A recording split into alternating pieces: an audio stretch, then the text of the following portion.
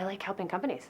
I like solving business problems with companies, particularly financing and M&A.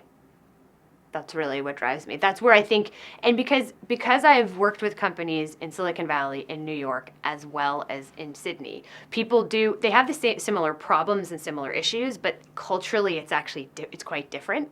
So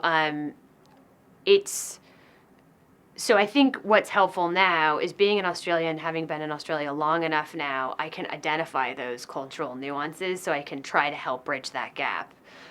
Otherwise, it can sound a little too daunting to go to Silicon Valley. It can be a bridge too far. It can be, well, maybe I'm not, particularly in Australia, this tall poppy syndrome where people feel like they don't want to really advertise how good their product is or how well they're doing financially. In the U.S., that's not an issue. PR and advertising is much more prolific, and so sometimes you have a harder time in the U.S. finding out what's real. And in Australia, I think people are a little bit more reserved.